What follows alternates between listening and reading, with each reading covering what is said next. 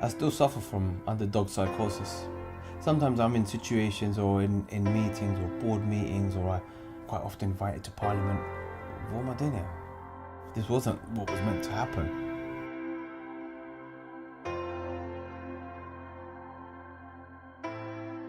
I grew up not a million miles from here. It was a very different life. I grew up on a council estate.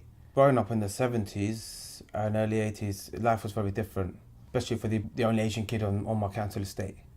So what we didn't have in terms of finances in the house was more than made up in love. It was different. It was very different to the life I'm living now. I was dealing with racism on a day-to-day basis. It could be verbal, being spat at, or being attacked. A week wouldn't go by without some kind of incident. I didn't do very well in school because school wasn't for me. I got mixed up in the wrong crowd, so I seldom went to school. And then I had a truancy officer assigned to me, and I used to have ad hoc home learning and stuff like that. Yeah, my dad thought I was a waste, and yeah, nobody really believed in me. So I didn't believe, my teachers didn't believe in me, nobody believed in me. Don't blame them.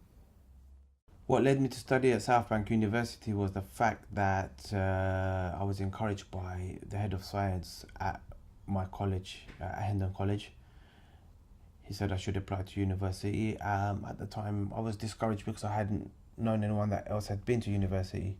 But he encouraged me, so I filled out the forms, and to my surprise, I got the results I did, and I was offered a place at London South Bank University, which I accepted. I didn't enjoy the first semester of the first year because I felt out of place. In the first semester, the other students did try and say hello, and I'm like, yeah, you're right. And they said, come into the SU bar. I'm like, nah, I just wanted to run back to my state. The second semester and the following 2 years, I loved it. It was some of my best times. It was something in my own self that I thought, you know what, I'm here now. Either I can go back to that life. I'm already here. I've got this chance. Like, I've gone for a semester, not giving it my all, or I can move forward, do another 2.5 years, giving my all. My life, if I hadn't gone to South Bank, would be very different. Had I not had someone that believed in me, I think my life would have been very different now. I believe that I could have either been in a menial job that I hated, or like some of my friends being on benefits, or worse still, incarcerated, or worse still, no longer here.